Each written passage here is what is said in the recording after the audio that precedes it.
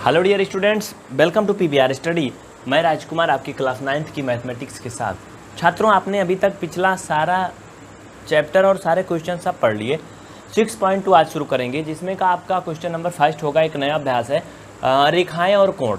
ये चैप्टर जो है ना बच्चा, वो थोड़ा सा टफ है, मतलब थोड़ा सा आपको एक्स्ट्रा दिमाग लगाने हैं, बाकी कुछ मुश्किल नहीं है। अगर एक बार में नहीं समझ में आता है, आप वीडियो को दोबारा से देख लेना, समझ में आ जाएगा। 2 बार वीडियो को देखो, 3 बार देखो, सब क्लियर हो जाएगा। वीडियो ऑनलाइन देखना। जो भी नए छात्र हैं जल्दी से चैनल को सब्सक्राइब कर लें। आगे बढ़ते हैं। कह रहा कि आकृति 6.28 में x और y के मान ज्ञात कीजिए, और आगे भी ये भी कह रहा है कि दर्शाइए कि ए बी समांतर है सी डी के।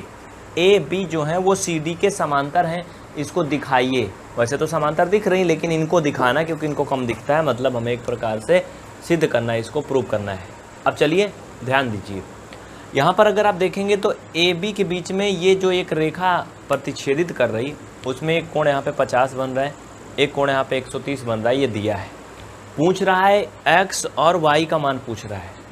तो सबसे पहले हम क्या करेंगे, x का मान निकालेंगे। आप यहाँ पे लिखोगे हल लिखो। यहाँ पे क्या लिखोगे, हल के बाद लिखो कोण x के लिए, कोण x के लिए। अगर आप कोण x के लिए देखो बच्चा, तो इसमें क्या हो जाएगा, आपको पता है कोण x ये है ना, और ये क्या है 50 है। इन दोनों कोणों में अगर आप देखो तो रैखिक युग्म का संबंध बन रहा है। रैखिक युग्म मैंने पढ़ाया, लीनियर पेयर बताया था ना, लीनियर पेयर। जब एक ही रेखा पर एक से अधिक कोण बनते हैं तो वो लीनियर पेयर होते हैं। तो इसे आप क्या कह सकते हो, इसे आप कह सकते हो कि x + 5050 = 180, क्योंकि लीनियर पेयर हमेशा 180 अंश के होते हैं। इतना समझ में आया। यहाँ से आप x की वैल्यू निकालोगे बेटा, तो कितना हो जाएगा, 180 - 50 यानी कि 130 हो जाएगा। आपको क्या मिल गया, x का जो है मान ये 130 आ गया। कितना आ गया, 130 डिग्री हो गया। अब x का मान तो आ गया, अब एक नीचे जो हमें निकालना था y का मान निकालना है। इसको कैसे करोगे, ज़रा ध्यान से नीचे देखो, अगर तो आपको दिख रहा होगा कोण बना है, वहाँ पे लिखा भी गया है, आपको मान निकालना है। चलिए हम नीचे थोड़ा करके आपको दिखा देते हैं। इसको नोट करते चलो फटाफट भाई, देखो नहीं मुँह फैला के खाली हाथ लिखते चलो, नहीं तो मज़ा नहीं आएगा बिल्कुल। चलो अब देखो नीचे क्या होता है, ध्यान देना। अगर हम कोण y के लिए ले लें तो हम देखेंगे y और उसका एक विपरीत है, अपोजिट कोण है। यहाँ पर आप लिख लो, चाहे लिखो कोण y के लिए, कोण y के लिए क्या होगा, लिखो y बराबर 130 अंश होगा। अब आप कहोगे कि y बराबर 130 अंश होगा, ये काहे लिख दे रहे हैं, कहाँ से इनको पता चल गया, इनको कैसे मालूम है कि 130 अंश होगा। तो बच्चा देखो 130 अंश इसलिए होगा क्योंकि y जो है वो 130 का अपोजिट एंगल है। अपोजिट एंगल है ना, जब दो रेखाएं कहीं पर एक दूसरे को क्रॉस करें, इस तरह से प्रतिच्छेदित करें, तो उनके जो अपोजिट एंगल होते हैं वो बराबर होते हैं। इसको आप जानते हो ना, इसकी एक परिमेय आपने पढ़ा होगा, लंबवत विपरीत कोण बराबर होते हैं। लंबवत विपरीत कोण क्या होते हैं बच्चा, बराबर होते हैं। तो इस तरह से इसको आप 130 लिख सकते हो। इतना बात समझ में आ गई ना, इतना बात समझ में आ गई, यानी हमें x और y के मान मिल गए। अब इसमें बात आती है कि ए बी को सी डी के समांतर हमें दिखाना है।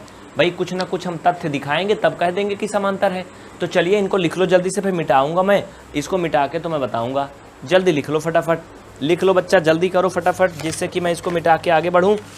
और हाँ, जिनको नहीं समझ में आएगा वो कमेंट करके बताएंगे, उनको फिर से समझाया जाएगा। ये वीडियो आपको डेली 7 बजे शाम को मिल जाता है, आप सभी बच्चे ज़रूर देखा करें, ठीक है। चलो इसको मैं मिटा दिया हूँ, जो नहीं लिख पाए थे वो वीडियो को थोड़ा पीछे करें और फिर से देखें। अब देखो क्या है, चूँकि हम देख रहे हैं, यहाँ पे लिखो चूँकि x = y = 130। हमने देखा कि x और y दोनों बराबर हैं, दोनों कितने के हैं, 130 के हैं। हाँ, x और y दोनों कोण क्या हैं बच्चा, बराबर हैं। हाँ, ये भी क्या है, 130 बराबर है। चूँकि ये दोनों आंतरिक अंतःकोण हैं, आंतरिक अंतःकोण हैं, आपको पता है इनको इंग्लिश में अल्टरनेट इंटीरियर एंगल बोलते हैं ना, अल्टरनेट इंटीरियर एंगल हैं। और ऐसी स्थिति सिर्फ समांतर रेखाओं पर ही देखने को मिलती है। आंतरिक अंतःकोण बराबर होते हैं ये तो सभी जानते हैं, लेकिन ये आंतरिक अंतःकोण हमेशा दो समांतर रेखाओं के बीच में ही बनते हैं, ऐसे कहीं नहीं बनते हवा में। बात समझ गए ना? तो आप क्या लिखोगे? नीचे लिखो यक्स और वाई बराबर हैं, यक्स और वाई बराबर हैं, दोनों आंतरिक अंतःकोण हैं। लिखो इसको नीचे, तभी तो सिद्ध करोगे ना। दोनों आंतरिक अंतःकोण हैं, दोनों क्या हैं? आंतरिक अंतःकोण हैं, और ऐसी स्थिति सिर्फ समांतर रेखाओं पर ही बनती है, ऐसी स्थिति सिर्फ समांतर रेखाओं पर ही बनती है। अतः हम कह सकते हैं कि ए बी समांतर सी डी। नीचे लिख दो इति सिद्धम, या हिंदी में लिख लो सही, अतः सिद्ध हुआ, अतः सिद्ध हुआ। तो ये थी पूरी कहानी, आप समझ गए होंगे। जो भी बच्चे नहीं समझे वो कमेंट करके बताएं अगर कोई भी डाउट है। लेकिन बच्चा ये जान लो कि ये आंतरिक अंतःकोण क्या होता है, ये रेखिक युग्म क्या होते हैं, अंतःबिंदु क्या होता है, आसन्न कोण क्या होता है, रेखिक कोण क्या होता है, ये सब आपको पता होना चाहिए पहले से, नहीं तो कुछ नहीं समझ में आएगा। इसके लिए आप पिछले जो भी वीडियो उनको देखिए। आज की क्लास में आप लोग पढ़ेंगे एक्सरसाइज 6.2 का क्वेश्चन नंबर 2। फर्स्ट क्वेश्चन कल आपने देख लिया था, उसके आगे आज हम देखेंगे। जल्दी से सभी बच्चे आ जाओ, और जो भी नए छात्र जुड़े हैं चैनल को सब्सक्राइब करके बेल आइकन ऑन करें, ये बिल्कुल फ्री है, तो सब्सक्राइब तुरंत करें। चलिए नीचे देखो लाल कलर में सब्सक्राइब लिखा है, हो गया। सवाल कहता है कि आकृति 6.29 में यदि A B parallel C D, यानी जो रेखा ए बी है वो सी डी के समांतर है, और जो सी डी है वो ई एफ के समांतर है, यानी ये जो है सी डी ये ई एफ के समांतर है, ये दिया है। और कोण कोण नहीं दिया, वाई एंड जेड अनुपात दिया है 3:7 का। तो यक्स का मान पूछा है, एक्स कोण ये बन रहा है, वाई ये बन रहा है, ये जेड बन रहा है। अगर आपको एकांतर अंतःकोण और संगत कोण इत्यादि ये सब नहीं आते ना, तो आपको ये समझ में नहीं आएगा। इसलिए आप कमेंट करके बताना, डिस्क्रिप्शन में देखो लिंक मिल जाएगी एकांतर अंतःकोण संगत कोण वगैरह की, उन्हें देख लेना, नहीं तो लास्ट में नंबर देंगे, संपर्क करना, ठीक है। तो बच्चा इसी कॉन्सेप्ट पे ये पूरी क्लास होगी। देखो अब यहाँ लिखो हल दिया है, क्या क्या दिया है भैया? पहले तो कुछ रेखाएं समांतर दी हैं, और भी बहुत सी चीज़ें हमें दी गई हैं। सबसे बड़ी बात तो हमें ये दिया है वाई और जेड का जो अनुपात है 3:7 है, 3:7 है ना। तो हम इसे मान लेंगे, क्या मान लेंगे? किसी एक अचर पद के साथ इसको लगा लेंगे, y बराबर 3 है और z बराबर 7 है।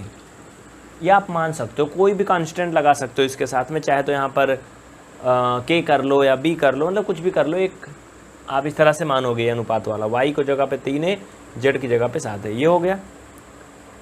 अब यहाँ पे आपको एक चीज़ ध्यान देना है कि ए बी अगर समांतर है सी डी के, तो भैया सी डी के समांतर ई एफ है ना, ये है ना। ध्यान दो, जैसे अगर मैं आपसे बोलूं कि ये 3 लाइनें हैं, भैया ये अगर 3 सेंटीमीटर है और ये कितना है, ये 3 है, और कहा जाए कि ये तो 3 है, लेकिन जो ये सी डी है ये ए बी के बराबर है, ऐसा समझो। अगर मैं कहूँ कि ए बी 3 है और जो सी डी है वो ए बी के बराबर है, इसका मतलब सी डी भी 3 है, इसका मतलब सी डी भी 3 है। और लास्ट में ये कह दिया जाए कि जो रेखा पी क्यू है, पी क्यू सी डी के बराबर है, समझो, पी क्यू सी डी के बराबर है, और भैया सी डी ए बी के बराबर है। तो आप ये भी तो कह सकते हो कि ए बी जो है पी क्यू के बराबर है कि नहीं, कह सकते हो ना, सब बराबर है ना। तो आप कह सकते हो ए बी पी क्यू के बराबर है, ये कह सकते हो। तो उसी तरह से बच्चा, अगर ए बी समांतर सी डी है और सी डी समांतर ई एफ है, तो आप कह सकते हो ए बी समांतर सी डी समांतर ई एफ, ये हो सकता है। अब ऐसा क्यों?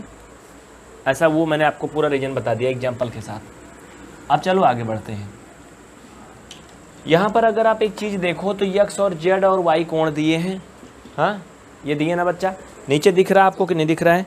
जो भी छात्र नहीं समझ रहे हैं वो स्क्रीनशॉट जरूर ले लें, ठीक है, स्क्रीनशॉट ले लें जिससे उन्हें लिखने में आसानी हो। चलिए अब हम आगे दिखाते हैं आपको, ध्यान देना बच्चा। हाँ यहाँ पे आप लिख सकते हो कोण x बराबर कोण z, ये दोनों कोण बराबर होंगे आपस में। क्यों बराबर होंगे पता है भैया? ये कोण x है और ये कोण जेड है, ये दोनों बराबर क्यों होंगे?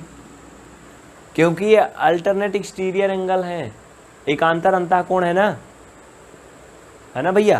तो ब्रैकेट में लिख लो एकांतर अंतः कोण,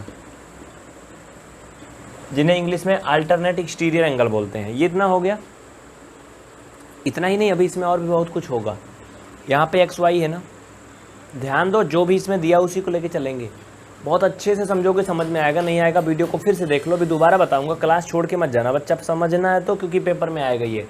दिमाग लगाओ, एक एक वीडियो को कई बार देख लो, एक बार में नहीं समझ में आता, बार बार देख लो। पहले आपको एकांतर कोण, ये एकांतर अंतः कोण, एकांतर बाह्य कोण, मतलब जिन्हें alternate exterior and alternate interior और एक्सटीरियर बोलते हैं, ये आना चाहिए।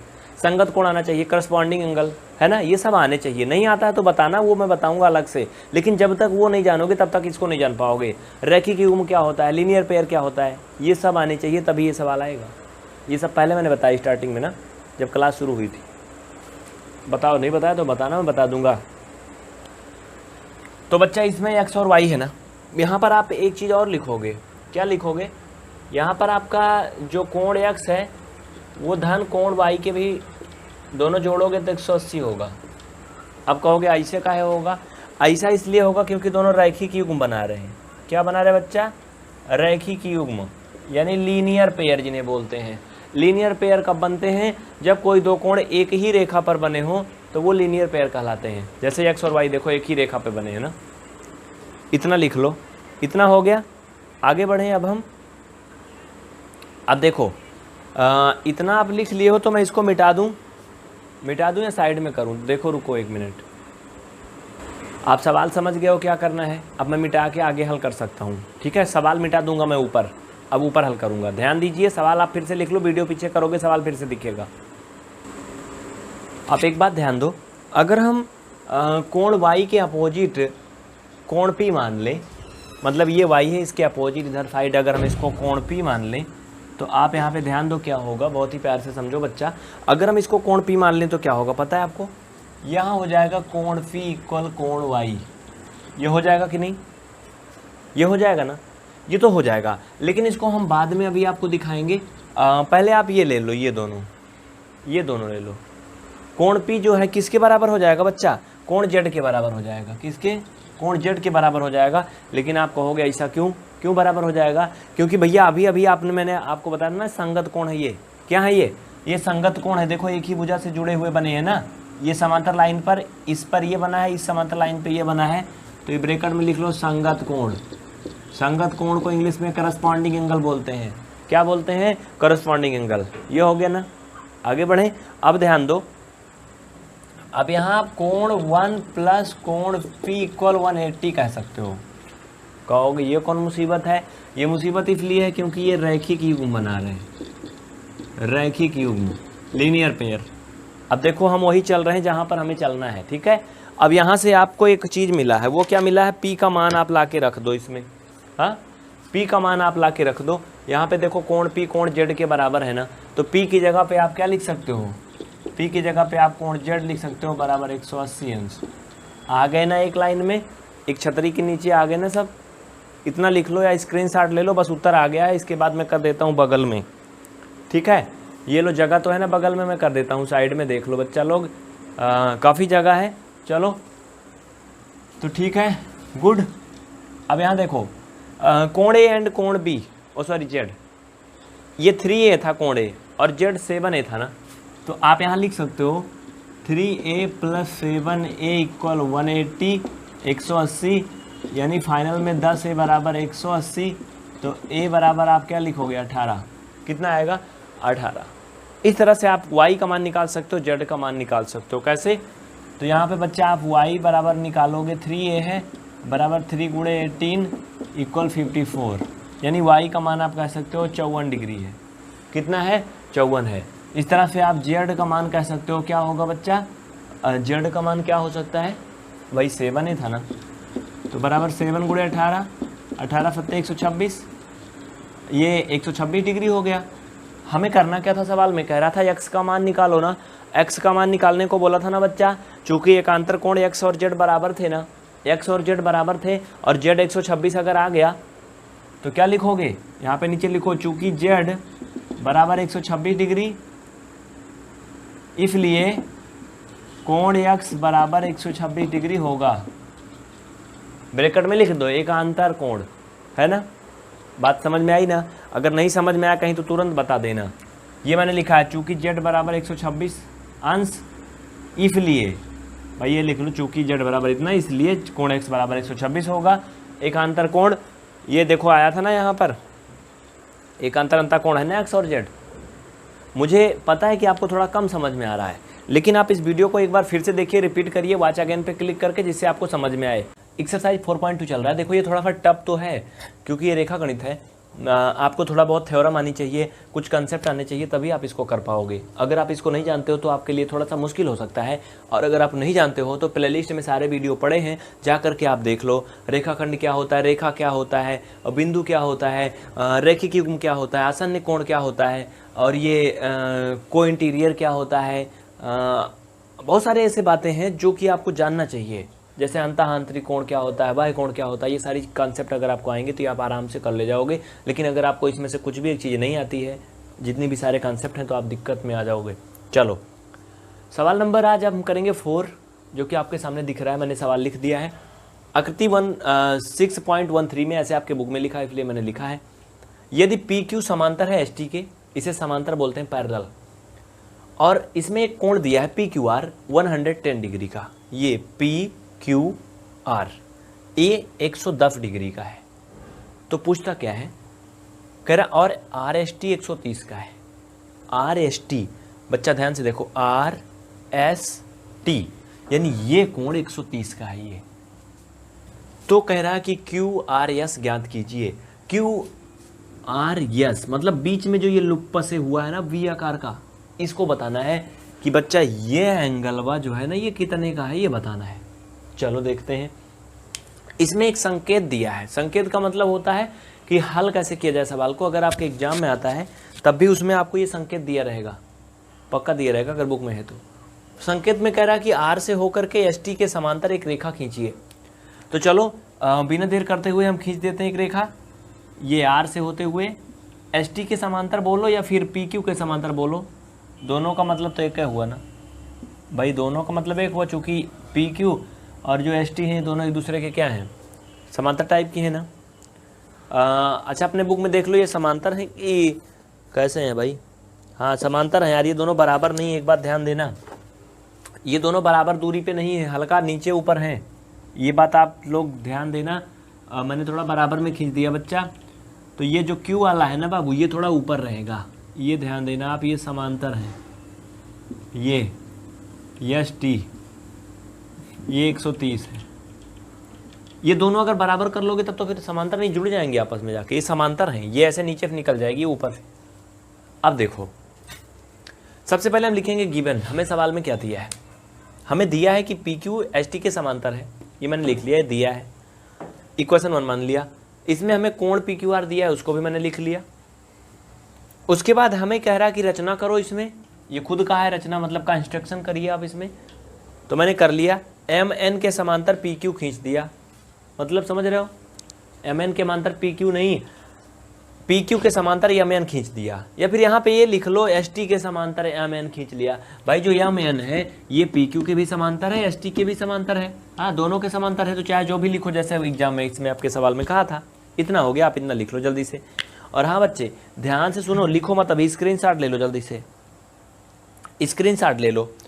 अब देखो एक बात ये समझो कि अगर मैं बोलूँ 3 लाइनें, देखो एक है जिसका नाम है ए बी, और बच्चा एक लाइन है जिसका नाम है सी डी, और एक लाइन है जिसका नाम है ई एफ।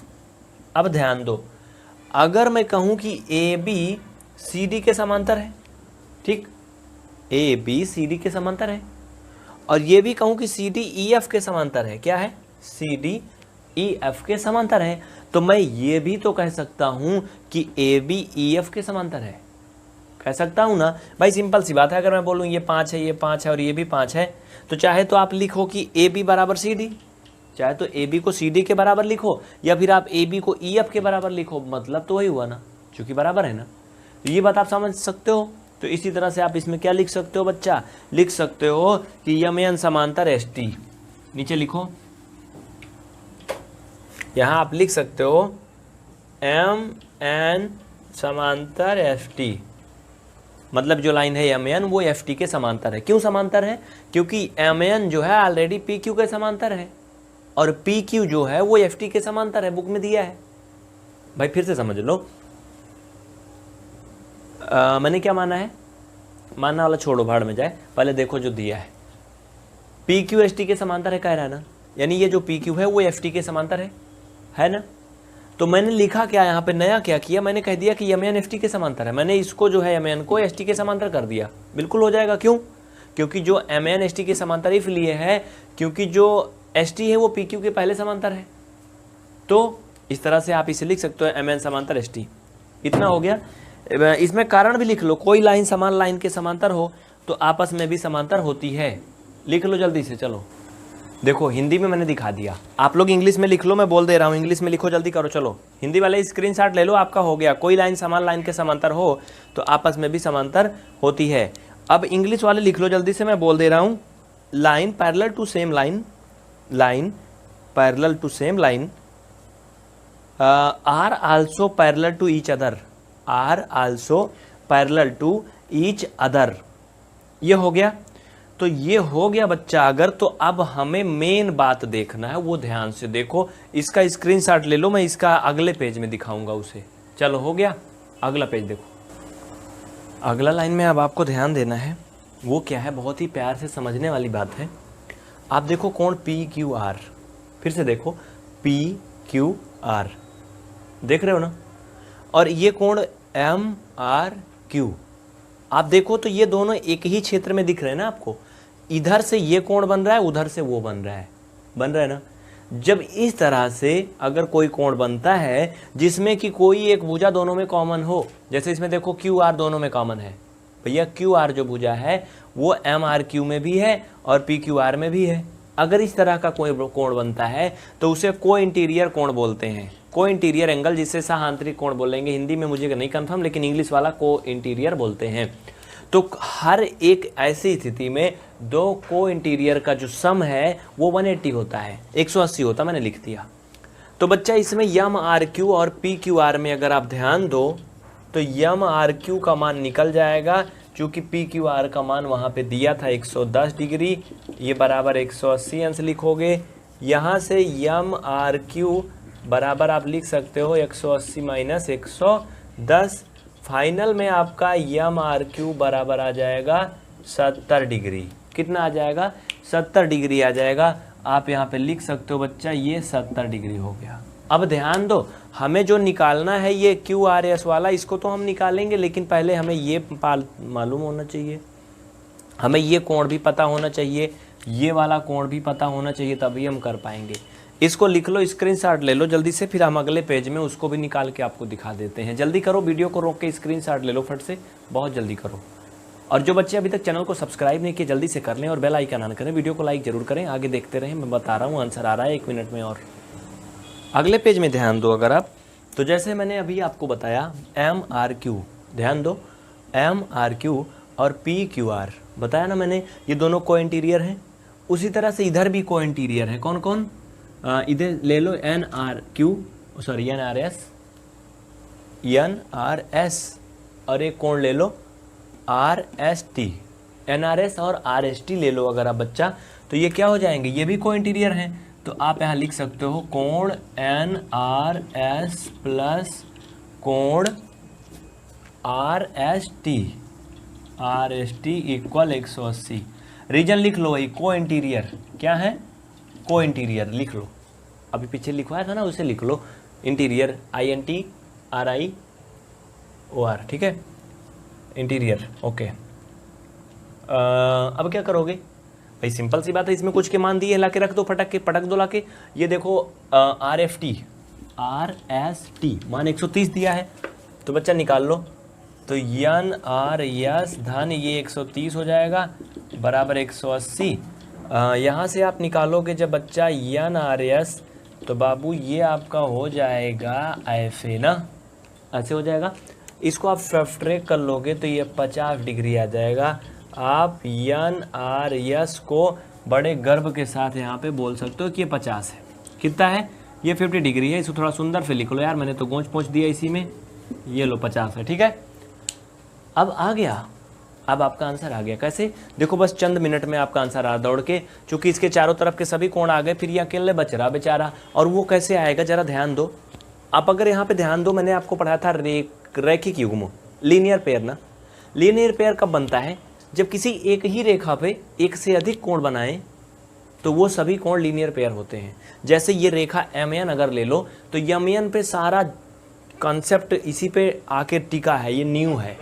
देखो अब ध्यान दो बच्चा, तो आपका ये कोण 70 भी इसी MN पे बना है, ये कोण 50 भी MN पे बना है ना। और संयोग से हमारा वो कोणवा भी इसी पे बना जो हमें निकालना है, वो भी बना है ना। और आप ये भी जानते हो कि किन्हीं भी चाहे जितने भी रैखिक कोण हैं, रैखिक युग्म हैं, उन सभी रैखिक युग्म का सम 180 होता है, 180 होता है। तो आप अगले पेज में लिख सकते हो। अगर नहीं दिख रहा है तो मैं इसको मिटा दूं, नहीं तो नीचे में लिख सकता हूँ। क्या लिख सकता हूँ?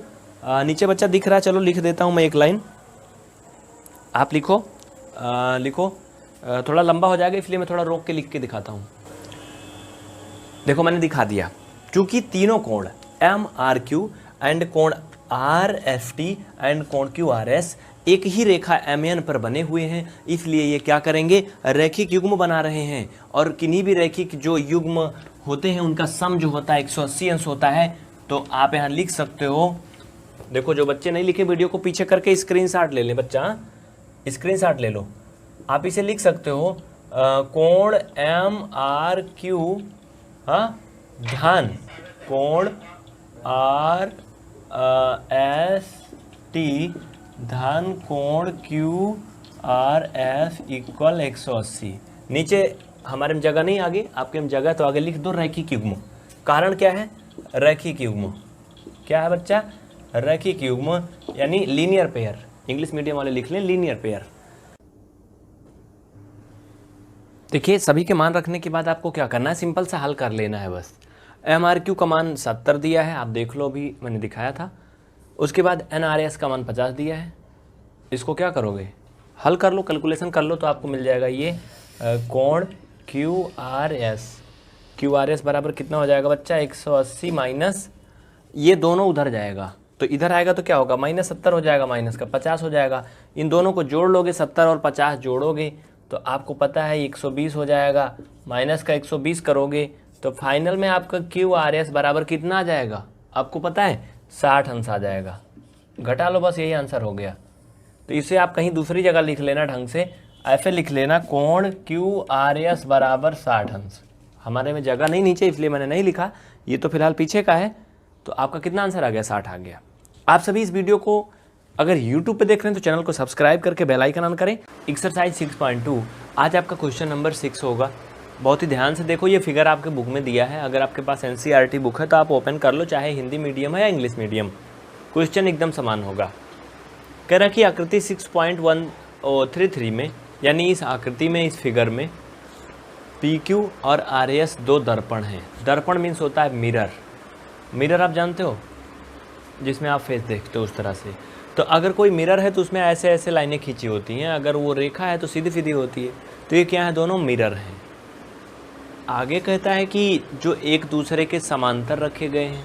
हाँ भाई, एक दूसरे के पैरेलल रखे हैं। देखो ऐसे है, ये ऐसे है, दिख रहा है पैरेलल है, समांतर है। फिर आगे कहता है कि एक आपतन किरण, आपतन किरण को इंग्लिश में बोलते हैं इंसिडेंट रे, मतलब कोई आने वाली किरण।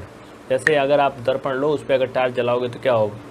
उस पर लाइट जाएगी, रोशनी ना, मतलब किरण उस पर जाएगी। आगे देखो, कह रहा है आपतन किरण AB दर्पण PQ से B पर टकराती है। आपतन किरण ये AB दर्पण PQ से बिंदु B पर टकराती है। एक बार फिर से सुन लो, आपतन किरण AB दर्पण PQ पर बिंदु कहाँ पर? B पर टकराती है। उसके बाद आगे कहता है और परावर्तित किरण यानी कि रिफ्लेक्टेड रे।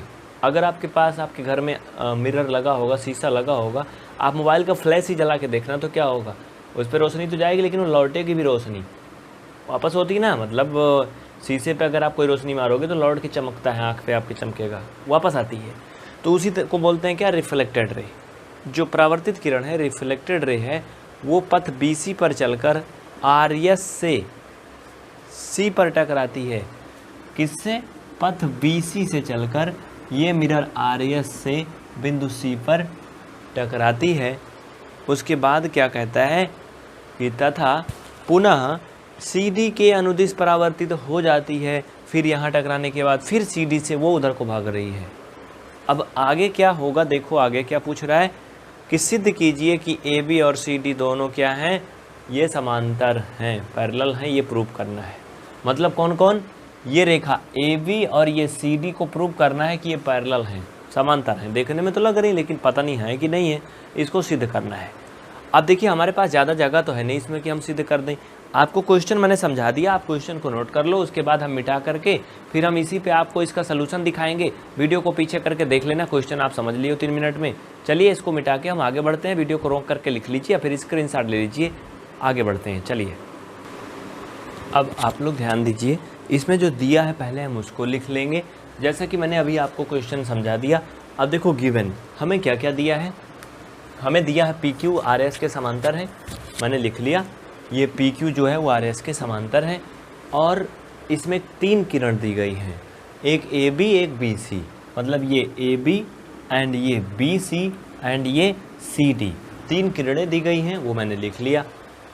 प्रूफ टू मतलब सिद्ध करना है, क्या सिद्ध करना है कि AB CD के समांतर है, AB CD के पैरेलल है, इसे हमें प्रूव करना है। कंस्ट्रक्शन करेंगे, इसमें हम एक रचना करेंगे, बिना रचना के ये मुश्किल है हल करना। वो रचना क्या करेंगे, कंस्ट्रक्शन हम ये करेंगे कि यहाँ से हम क्या करेंगे, एक रेखा खींचेंगे जिसका नाम आप कुछ भी लिख लो, मान लो मैंने यम लिख लिया, और एक यहाँ पे खींचोगे जिसका नाम लिख लो यन, ठीक है। ये मैंने क्या किया, रचना किया, कंस्ट्रक्शन किया। अब आप आगे ध्यान से देखो, अच्छे से देखो, इसको मैं रेड कलर में कर दूँ। देखिए मैंने जो रचना किया उसको मैंने रेड से दिखा दिया आपको, जिससे आपको क्लियर हो जाए अच्छे से, है ना। मैंने ये क्या किया बच्चा, रचना किया है। अब ध्यान दो, बड़ा आसान है, वेरी सिंपल सा है।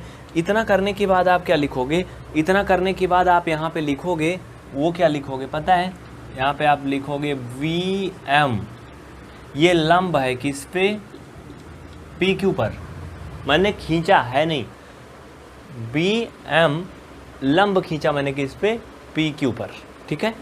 और एक मैंने और भी खींचा है, वो क्या खींचा बच्चा, वो है CN लंब मैंने खींचा, ये CN किस पे, RS पे, किस पे, RS पे। इतना लिख लो, हो गया इतना। अब प्रूफ, अब देखो इसको हम प्रूफ कर रहे हैं, क्या कर रहे हैं, प्रूफ कर रहे हैं। भाई जो हिंदी मीडियम वाले लड़के हैं वो परेशान नहीं होंगे, ये मैंने हर चीज़ का हिंदी भी लिखा है, आप हिंदी में लिख लेना, ठीक है। और रचना के बाद यहाँ पे आप इसको उत्पत्ति लिख देना चाहे तो, अगर ऐसा ही करना है तो आपको उत्पत्ति लिख देना, लो हिंदी वाले, ठीक है। इंग्लिश भी लिख देना, कोई गलत नहीं काटेगा, ठीक है ना, परेशान मत होना।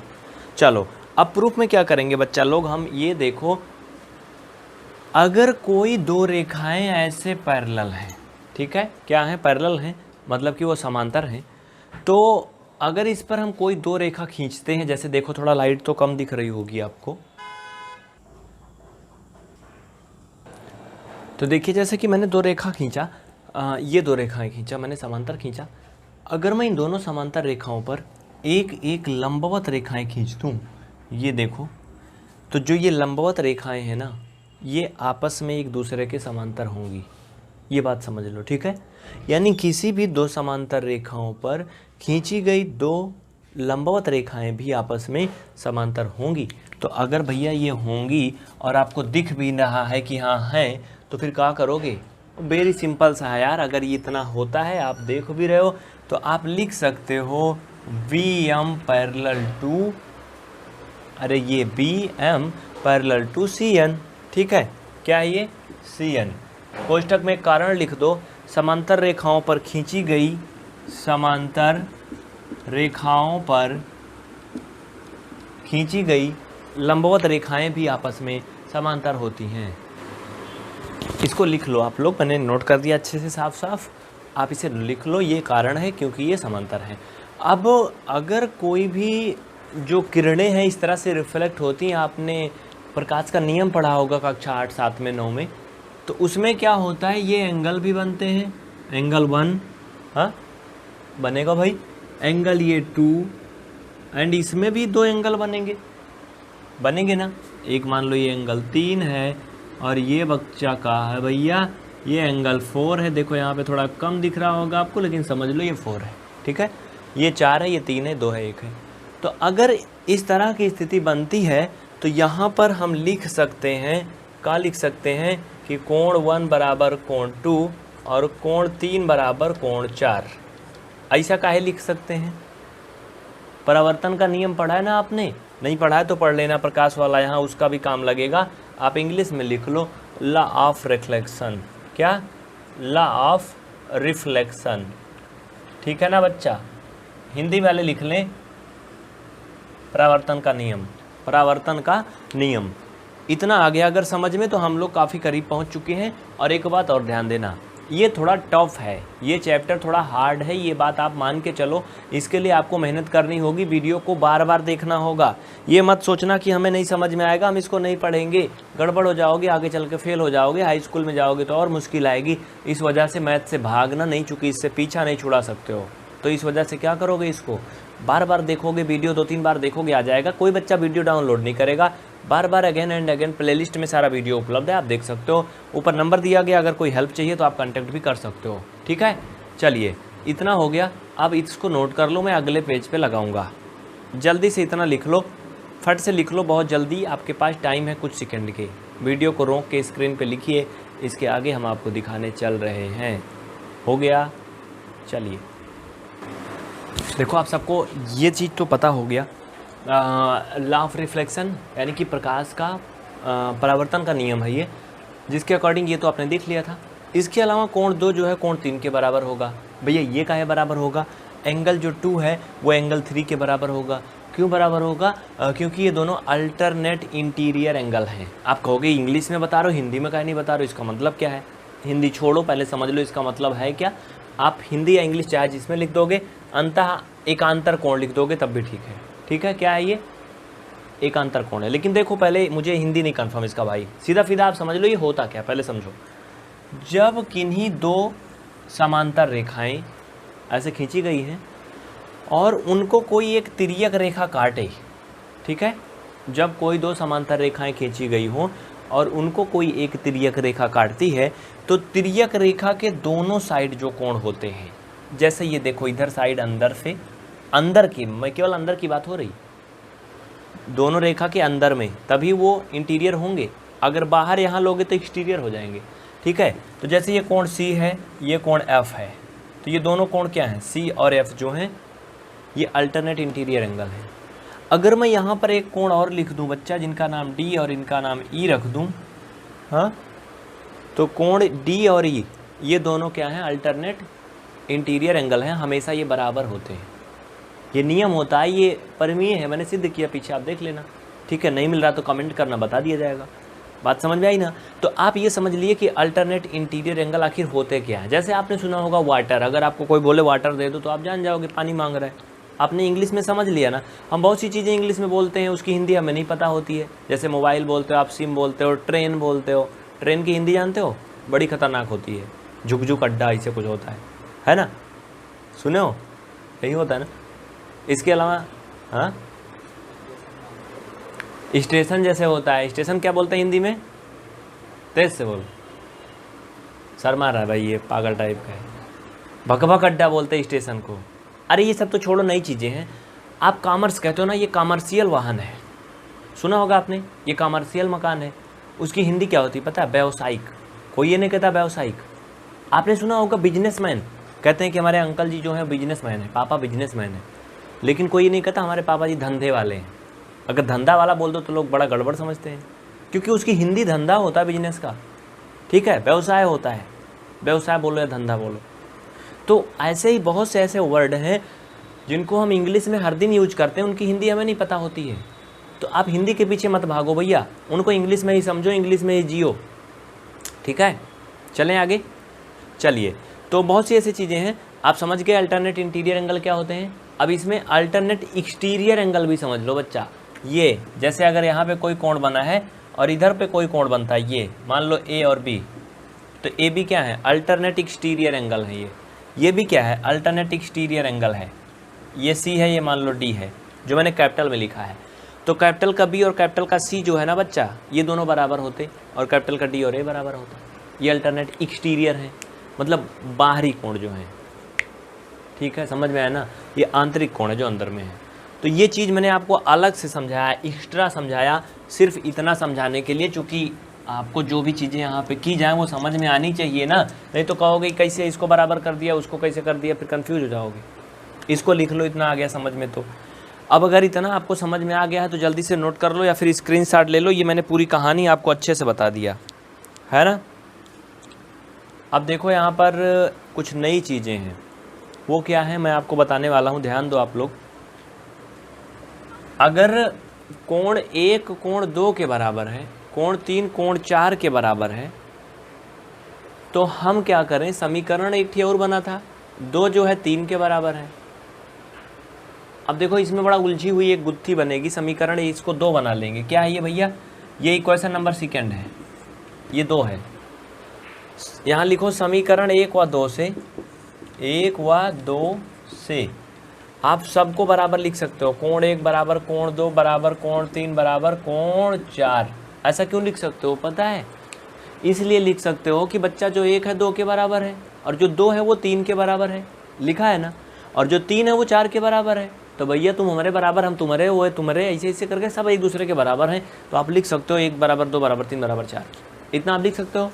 लेकिन जब ये सब आपस में एक दूसरे के बराबर हैं, जैसे मैं आपको बोलूँ कि बच्चा ये 2 धन 3, या फिर ऐसे कर लो इसको, 2 बराबर 3 बराबर 4 बराबर 5, ऐसे है। तो इसे हम ऐसे भी तो कर सकते हैं ना, 2 बराबर 3 और या फिर 2 धन 3 और बराबर 4 धन 5 लिख सकते हैं ना। इसका मतलब ये है कि सब इक्वल हैं, हर एक का पार्ट जो है बराबर बराबर है। तो आप 2 को अलग अलग कर दो तभी तो बराबर रहेंगे ना। तो कुछ ऐसे ही हम लोग क्या करेंगे भैया, कर लेंगे, और फिर हम लोग थोड़ा सा आगे बढ़ जाएंगे प्रोग्रेस में, और फिर हम जो लाना चाहते हैं वो आ जाएगा। इसको हम लिख सकते हैं कोण 1 धन कोण 2 बराबर कोण 3 धन कोण 4। ये हो गया ना बच्चा। अब एक बात ध्यान दो, कोण 1 और कोण 2 का मतलब क्या है। ये यहाँ से 1 और 2 ना, 1 और 2 दोनों ध्यान देना, ये और ये दोनों स्पेस, बीच वाली लाइन को ख़त्म कर दो चाहे। तो कितना बड़ा आकार ले रहा है ये, ABC, ध्यान दो, ABC मिला करके कोण 1 कोण 2 दोनों बन रहे हैं। तो यहाँ पे आप लिखो कोण ABC बराबर किसके हो जाएगा भाई, ये ABC दोनों कोण के जगह पे आया है, दोनों कोण की जगह पे ABC आया है। 3 और 4 कहाँ बन रहा है, ये 3 बन रहा है, ये 4 बन रहा है। 3 4 का मतलब यहाँ से BCD, क्या है, कोण BCD। ये आपस में बराबर है ना बच्चा, ये बराबर है। अब भैया ये बराबर काहे लिए हैं, क्योंकि ये क्या है, अल्टरनेट इंटीरियर एंगल है। क्या है बच्चा, ये जो कि अल्टरनेट इंटीरियर एंगल है। कैसे देखो, अरे भाई बताने की ही बात नहीं है यार, सिंपल सी बात अभी मैंने बताया था। ऐसे है ना, ऐसे एक तिर्यक रेखा काट रही है, ऐसे काट रही ना, तो इधर का जो कोण बन रहा है, ये जो कोण बन रहा है वही तो हुआ ना, अल्टरनेट इंटीरियर एंगल हुआ ना। अब चाहे ये इधर से यहाँ लाइन खींच लो या चाहे जो मर्जी वो कर लो, वो तो अलग की बात है ना। तो ब्रैकेट में इसके लिख दो रीजन अल्टरनेट इंटीरियर एंगल। क्या है ये, अल्टरनेट इंटीरियर एंगल। ठीक है, अब चलो आगे, इतना हो गया। लिखो, चूंकि ABC इक्वल BCD जो कि अल्टरनेट इंटीरियर एंगल है, इसलिए अल्टरनेट हो गया इतना। ठीक है, चूंकि अल्टरनेट इंटीरियर एंगल सिर्फ समांतर रेखाओं पर ही बराबर होते हैं। भैया ये तो पहले आप समझो, ये अल्टरनेट इंटीरियर एंगल हैं, लेकिन मैंने अभी अभी आपको दिमाग फिट करके बताया था कि अल्टरनेट इंटीरियर एंगल समांतर रेखाओं पर ही बनते हैं, दिखाया था ना बना करके।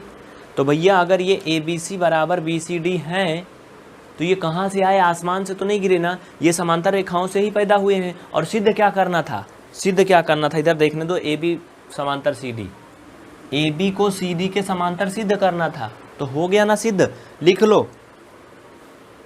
लिखो, मैं स्पष्टीकरण लिखवा देता हूँ नीचे ध्यान से। देखो अब मैं आपको हिंदी भी यहाँ पे क्लियर कर दूंगा बच्चा, ठीक है।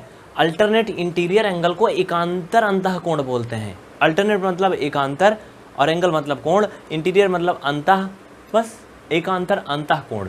अगर इस पर एक्सटीरियर होता तो एकांतर बाह्य कोण।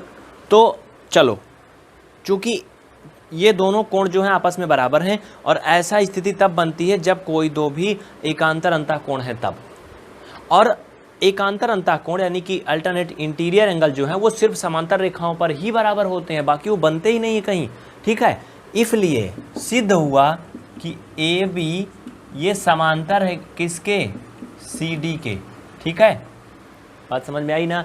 लिख लेना नीचे इसको। इतना लिखने के बाद में देखो मैं फिर से पढ़ दे रहा हूं, चूंकि ए बी सी इक्वल कोण बी सी डी जो कि अल्टरनेट इंटीरियर एंगल है, हिंदी में लिख लेना एकांतर अंतः कोण हैं।